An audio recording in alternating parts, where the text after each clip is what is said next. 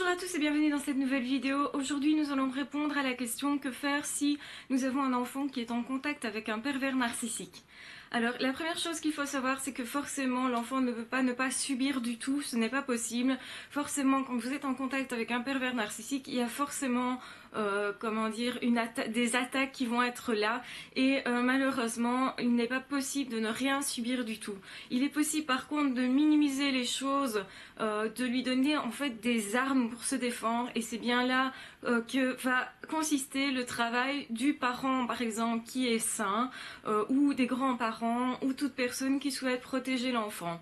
Alors la première chose, c'est de mettre en évidence qu'effectivement avec des mots d'enfant, on va expliquer à l'enfant qu'il y a un souci avec ce parent-là, qu'il n'est pas extrêmement gentil et qu'il y a un problème et que ce n'est pas normal. Donc il faut l'expliquer à l'enfant de façon douce et au fur et à mesure. On ne va pas nécessairement expliquer tout ce à quoi correspond la perversion narcissique, parce que l'enfant ne peut pas toujours tout comprendre non plus. On va simplement lui expliquer que parfois il est méchant ou parfois elle est méchante, que ce n'est pas normal, et surtout on va expliquer à l'enfant qu'il garde tout à fait sa valeur. Donc le travail va consister à faire en sorte que l'enfant ait un monde intérieur qui soit valorisant. Donc on va lui créer ce monde-là. Ça peut être par exemple par des méditations. Donc on va faire des séances de relaxation où on va donner à l'enfant une image intérieure. Donc ça peut être un endroit qui lui a été agréable, comme un endroit qu'il connaît, un endroit où il a été en vacances, un endroit où il se sent paisible, et c'est un endroit auquel il peut penser à chaque fois qu'il est en colère, à chaque fois qu'il vient de subir une agression, pour diminuer l'état de stress et pour se recentrer sur lui-même. On va lui répéter continuellement évidemment que peu importe ce que l'autre dit, il ne faut pas en tenir compte qu'il reste quelqu'un de bien, et donc on va renforcer continuellement l'enfant. C'est un travail de longue haleine, un travail qui va être continuel, où on va dire à l'enfant, c'est pas parce que lui ou elle dit ça que tu n'es pas quelqu'un de bien, ne l'écoute pas, c'est quelqu'un qui a une maladie et qui ne sait pas voir les choses correctement. Donc ça c'est une chose que l'on peut dire à l'enfant telle qu'elle. Évidemment tout dépend de l'âge de l'enfant, donc on va vraiment s'adapter au langage de l'enfant. Que peut-il comprendre, que peut-il ne pas comprendre. Dire il est méchant ou elle est méchante, ce n'est pas de ta faute, peut parfois suffire. En tout cas, l'enfant doit savoir qu'il est aimé malgré tout par son autre parent. Le plus important, évidemment, c'est de lui apprendre l'amour inconditionnel. Donc un enfant est aimé parce qu'il est là tout simplement, et pas parce qu'il fait quelque chose ou qu'il ne fait pas quelque chose. Le pervers narcissique est quelqu'un qui ne sait pas aimer de façon inconditionnelle et qui va toujours mettre des conditions à son prétendu amour qui, on le sait bien, n'est pas du tout de l'amour, mais l'enfant va vraiment manquer d'amour conditionnel. Donc pour pallier à ce problème, la première chose que nous allons faire en tant que parents sains, c'est évidemment essayer en tout cas de mettre l'enfant en confiance le plus possible et de lui apprendre l'amour inconditionnel, de lui dire tu es là et parce que tu es là, parce que tu existes, tu es digne d'amour. Voilà vraiment ce dont les personnes qui ont été en contact avec un parent pervers narcissique, que ce soit grands-parents, parents, un oncle, une tante, ils vont avoir souffert en fait de ne pas avoir été aimés sans condition, et donc c'est une chose qu'ils doivent apprendre, qu'ils peuvent apprendre au fur et à mesure de leur vie. Certains enfants apprennent ça beaucoup plus tard par rapport à ce qu'ils auraient dû apprendre, parce que généralement la plupart des enfants apprennent ça au début de leur vie et non ensuite. Donc voilà, ça c'est vraiment la chose qui va manquer à l'enfant. Alors aussi, il faut savoir qu'un pervers narcissique, généralement, ce sont des attaques qui vont être psychologiques. Donc on va donner à l'enfant des armes qui vont être aussi psychologiques. Alors, c'est-à-dire quoi? Eh bien, on va lui apprendre par exemple l'humour. L'humour et le regard décalé. On va lui apprendre à avoir un regard distant par rapport aux choses, et surtout par rapport à ce qui se passe avec le pervers narcissique. Pourquoi? Justement pour ne pas qu'il soit englué dans cette situation-là, mais pour qu'il trouve des biais dans lesquels il puisse s'exprimer différemment de ce que il aurait tendance à faire s'il n'avait pas cette distance-là.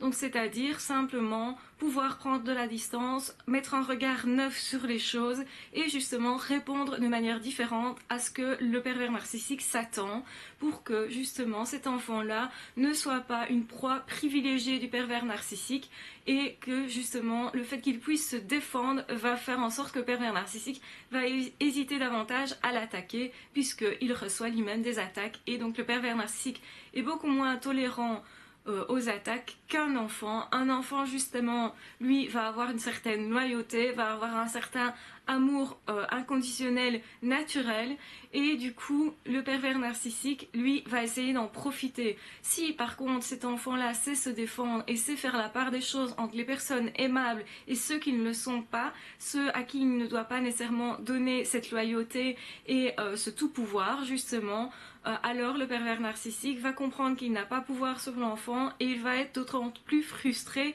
d'autant plus que l'enfant est petit, il va se sentir encore moins capable, si vous voulez, parce que là, être mis à mal par un enfant, être mis en échec par un enfant, c'est d'autant plus difficile à digérer pour le pervers narcissique qui pensait justement pouvoir profiter allègrement et se nourrir allègrement de la douleur de l'enfant. Alors ici, nous allons... je vais faire une petite parenthèse parce que tous les pervers narcissiques, évidemment, ne passent pas à l'acte physique. Malgré tout, je pense qu'il est vraiment nécessaire pour un enfant d'acquérir en tout cas une certaine confiance en lui, certainement, mais aussi de le faire éventuellement par... Si en tout cas l'enfant a un attrait pour les sports de combat, pourquoi pas faire des arts martiaux pour justement permettre à l'enfant donc d'une part d'avoir davantage confiance en lui, de savoir en fait que même si petit soit-il, il sait déjà se défendre physiquement, donc ça va augmenter évidemment la confiance en lui et éventuellement justement ça pourrait permettre que le pervers narcissique s'y attaque beaucoup moins. Donc c'est pas nécessairement le fait que vous sachiez vous défendre qui va faire que le pervers ne vous attaquera pas, c'est le fait que vous paraissiez pouvoir vous défendre. On sait bien, le pervers narcissique est vraiment dans un monde d'illusions. Donc si automatiquement l'enfant se met dans une position de combat et de défense, le pervers narcissique peut être impressionné et se dire mince, c'est quelqu'un qui peut se défendre par des arts martiaux. Peut-être lui il ne connaît pas ces arts martiaux là et donc du coup il va davantage se méfier et donc moins facilement lever la main sur cet enfant là, puisqu'on le sait, les pervers narcissiques peuvent effectivement lever la main sur les enfants ou même sur les compagnons, compagnes, du moment qu'en fait ça ne se voit pas à l'extérieur. Alors évidemment quand ils le font, c'est parce qu'ils perdent tout pouvoir autre. Quand ils ont un pouvoir psychologique, généralement ils ne passent pas à l'acte physique. Maintenant, c'est pas une règle générale, donc effectivement, c'est mieux que cet enfant sache se défendre aussi physiquement et en tout cas, avoir des techniques de combat peut lui permettre de se dire ok, s'il arrive ceci ou ça, je vais moins avoir peur de telle ou telle situation parce que je sais que je peux me défendre. Et donc, ça veut dire quoi? Ça veut dire apprendre à savoir chuter correctement, donc s'il tombe, savoir tomber correctement pour ne pas justement qu'il y ait trop de dégâts physiques. C'est savoir évidemment porter éventuellement des coups, donc ici on est plus vraiment dans du self-défense que dans l'attaque, mais je pense que ça peut être utile en tout cas pour les enfants de savoir se défendre, même si la meilleure défense est toujours de pouvoir fuir, de pouvoir quitter la situation, mais c'est pas toujours possible quand on vit avec un pervers narcissique. Si par exemple l'enfant est coincé dans une pièce, et bien là il est obligé entre guillemets de se défendre physiquement et de combattre plutôt que, puisqu'il n'a pas cette possibilité de fuir. Et donc ça c'est important de mettre en place les choses, même si éventuellement ça ne servira peut-être pas à l'enfant pour cette situation-là. En tout cas, ça peut lui apporter un atout supplémentaire, une arme supplémentaire et surtout une arme psychologique qui peut avoir à l'intérieur intégré en se disant ok, je suis capable de ça, donc ça veut dire que je suis capable d'autres choses aussi et donc ça va augmenter la confiance en soi. Généralement les arts martiaux, il y a une philosophie avec dans la plupart des écoles et donc du coup forcément ça va permettre à l'enfant de développer sa confiance en lui et éventuellement aussi de pouvoir parler à des adultes qui vont l'encadrer, qui vont lui donner cours et qui sont aussi susceptibles éventuellement d'intervenir en cas de danger physique. Donc c'est-à-dire si vous êtes parti d'un club de jujutsu, de judo ou quoi ou de karaté, vous allez connaître des personnes qui sont capables de se battre aussi et éventuellement capables de vous défendre aussi dans certaines situations. Ça peut donc augmenter la confiance en soi, en tout cas diminuer l'angoisse et la peur d'être attaqué physiquement s'il y a cette angoisse et cette peur chez l'enfant. Donc il faut en tenir compte et il faut travailler sur ça pour essayer d'apporter en tout cas toutes les possibilités à l'enfant de se défendre correctement. Voilà. Donc ici, l'important c'est vraiment de travailler à long terme avec l'enfant, de lui donner le plus possible confiance en lui, de lui donner aussi d'autres personnes avec qui il va pouvoir avoir de bonnes relations et faire justement un sport de combat. C'est aussi le mettre dans une situation, je suis un enfant et je reçois des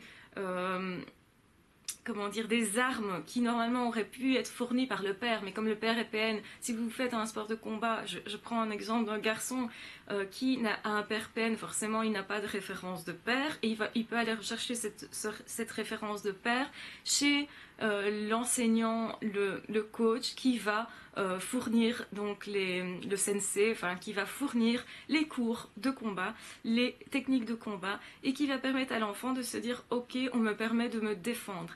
Alors une chose très vraiment importante dans la psychologie de l'enfant et cette possibilité d'acquérir les armes, c'est que vous en tant que compagnon, compagne ou que sais-je, quelle que soit la relation que vous ayez avec le PN, il faut que vous vous permettiez vous aussi de vous défendre verbalement, de vous défendre éventuellement aussi physiquement. Un enfant qui voit la mère ou le père qui n'est pas PN, qui ne se défend pas, qui se laisse faire, aura plus de mal à estimer qu'il peut avoir cette capacité à se défendre et à s'en octroyer le droit. Donc autrement dit, c'est vraiment important, un enfant qui est dans un couple et l'autre se défend, en se défendant, il va dire à l'enfant, toi aussi tu peux te défendre. Tu vois, dans la vie, c'est normal, il faut se faire respecter. Et donc c'est une leçon qui va être visible, parce qu'évidemment les enfants sont beaucoup plus sensibles à ce qui est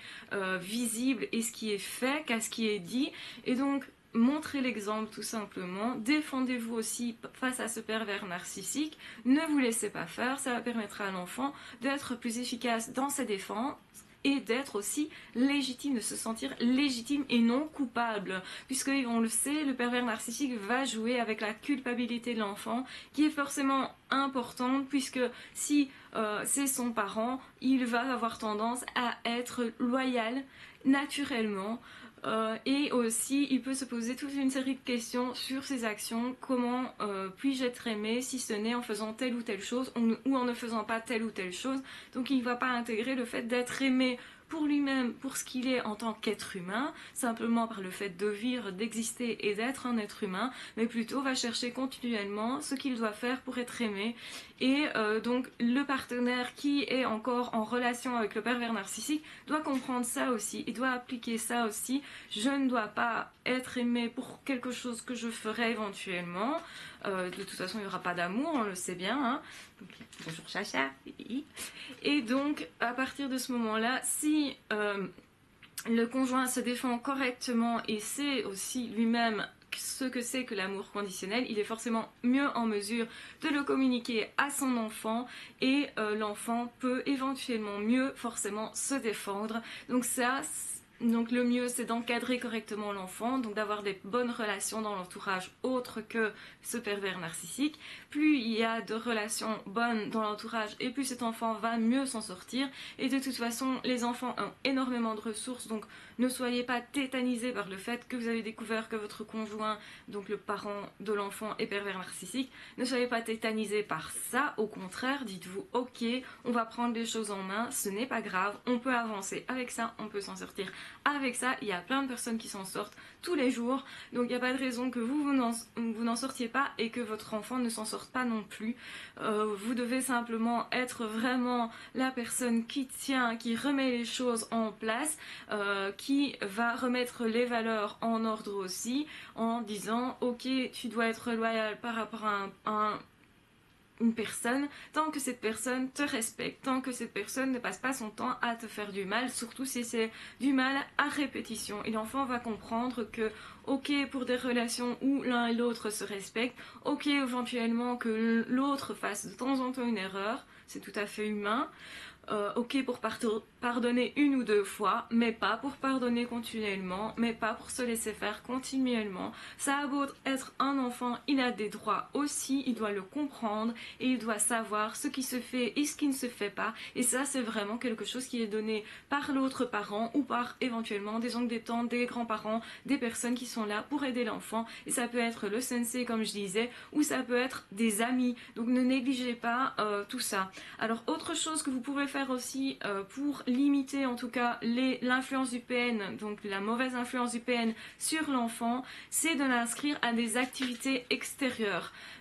Surtout, essayer de veiller à ce que ces activités extérieures soient continuées, soient toujours là, soient toujours, comment dire, que cette activité soit respectée justement quand l'enfant est chez le PN. Alors pourquoi justement? C'est pour minimiser le temps, donc la quantité de temps d'heures qui est passé chez ce PN. Si l'enfant obligatoirement, comme je le disais tantôt, fait un sport de combat, le PN va le conduire à son sport de combat, il y a peut-être une heure et demie, 2 heures où il est sur place, et donc ça tombe bien, c'est toujours 2 heures en moins qu'il passera en moins justement avec ce PN, donc 2 heures où il pourra souffler, où il pourra voir des camarades, d'autres personnes, etc. Et ça va être salvateur. Donc n'hésitez pas à entourer votre enfant le plus possible. Évidemment, le PN risque fortement d'éviter que l'enfant lui échappe et du coup d'éviter aussi qu'il puisse continuer ces activités-là. Ne vous laissez pas désarçonner, c'est pas parce que le PN décide que l'enfant ne doit pas continuer cette activité-là que vous ne devez pas l'inscrire à l'activité. Tant pis, payez tous les cours, ok, il n'ira pas à tous, mais au moins ce sera toujours ça de prix. Si ça lui permet de se défendre, forcément le PN peut faire obstruction à ça, sachez-le d'avance, ne soyez pas désarçonnés et dites-vous bien que c'est pas parce que il manquera certains cours qu'il n'aura pas acquis certaines techniques. Donc ça, expliquez-le bien justement quand vous inscrivez l'enfant à l'activité, qu'il est possible que le père ou la mère ne conduisent pas à cette activité-là durant ces périodes de garde, mais si le pervers narcissique veut se débarrasser de l'enfant, la meilleure solution qu'il a, c'est quand même de le mettre à cette activité. Et quand je dis ça, c'est pas quelque chose d'anodin. Les pervers narcissiques, justement, quand quelque chose ne va pas dans leur sens, eh bien, ils vont pas le faire. Mais par contre, le jour où ils auront éventuellement un autre compagnon, une autre compagne, et que pour avoir plus de temps avec ce compagnon, cette compagne, ils devront se débarrasser de l'enfant, eh bien, ils peuvent tout à fait choisir de le déposer à cette activité ou le déposer chez un grand-parent, chez un oncle, une tante, etc. Ça peut être aussi une solution pour que l'enfant, pour minimiser en fait le temps que l'enfant passe avec ce pervers narcissique-là, et justement diminuer aussi l'impact que ce pervers narcissique a sur cet enfant-là. Donc évidemment, plus vous lui donnez des armes, plus il va se défendre, moins le pervers narcissique va le choisir pour cible, plus il va essayer de s'en débarrasser, plus éventuellement ces activités-là vont pouvoir être suivies. Et donc c'est tout bénéfice pour l'enfant. Voilà. Donc je vois que mon chat essaye en fait de faire tomber ma langue. C'est ça que je fais, peut-être une drôle de tête. Donc ne vous tracassez pas, rien à voir avec le sujet. Voilà, donc j'espère en tout cas que vous allez bien. Surtout prenez soin de vous, prenez soin de vos enfants s'ils sont dans des situations où ils sont en contact avec des pervers narcissiques. On a aussi les situations, je le rappelle, où un pervers narcissique peut être dans le milieu scolaire.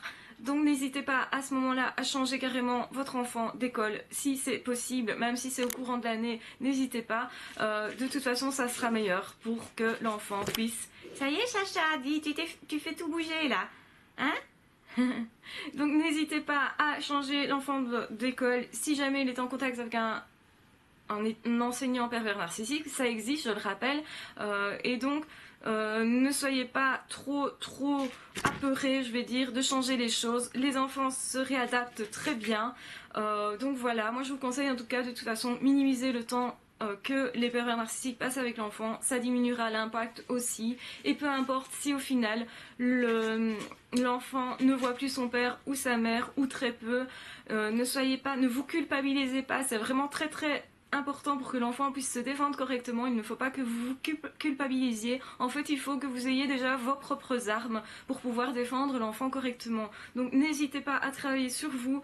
Ce n'est pas de l'égocentrisme, bien au contraire. C'est justement dans le but de pouvoir aider mieux votre enfant. Donc ne minimisez pas non plus l'impact que le pervers a eu sur vous.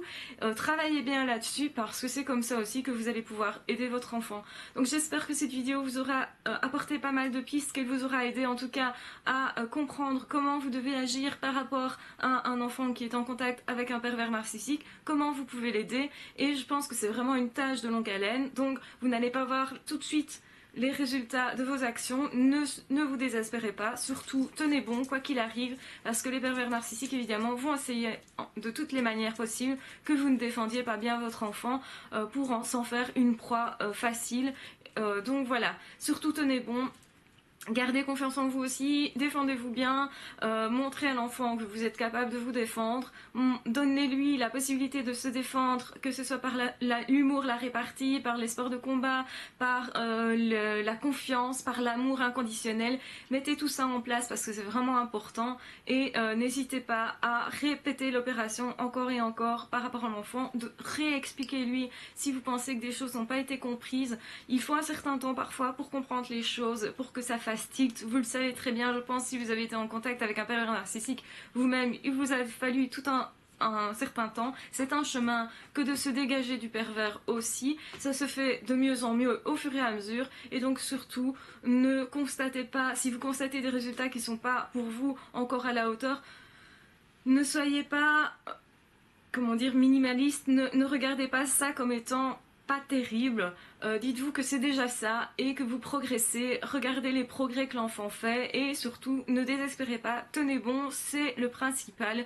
C'est comme ça qu'on se sort de situation, c'est en croyant qu'il y a un autre possible et en continuant d'y croire toujours et en continuant de mettre en place des petites actions. Ce sont des petites actions plus des petites actions qui vont finir vraiment par faire en sorte que cet enfant s'en sorte et généralement ils s'en sortent très bien. Ils vont apprendre des choses effectivement très jeunes. Ils vont être très conscients des choses très jeunes, donc ils n'auront pas les mêmes types d'enfance qu'un autre enfant, mais ça n'empêche qu'ils auront de bons moments et qu'ils vont pouvoir aussi en tant qu'adultes ensuite savoir à qui faire confiance, à qui ne pas faire confiance et qu'ils ne retomberont pas surtout sur des pervers narcissiques, des personnes qui pourront profiter d'eux. Donc ils auront déjà les armes et ils seront déjà en confiance avec eux-mêmes, ce qui est quand même un pas énorme et ce qui n'est pas la majorité des gens au final. Hein. Donc voilà, je vous embrasse très fort, je vous aime très fort, prenez soin de vous, prenez soin de vos enfants, défendez-vous correctement, amenez l'enfant à se défendre, ne vous culpabilisez pas, ne culpabilisez pas l'enfant. Je pense que tout ça, ça va de soi. Quand vous savez comment fonctionnent les pervers narcissiques. En tout cas, on se retrouvera très vite pour d'autres vidéos. N'hésitez pas à liker, à commenter, à partager la vidéo. Évidemment, j'aimerais bien qu'on ne découpe pas mes vidéos en petites parties. Gardez-la en entier parce que je ne veux pas qu'on change tout simplement la valeur du message qui est transmis. Donc voilà. Je vous embrasse très fort, je vous aime très fort, prenez soin de vous et on se retrouve très vite. À ciao, bye bye.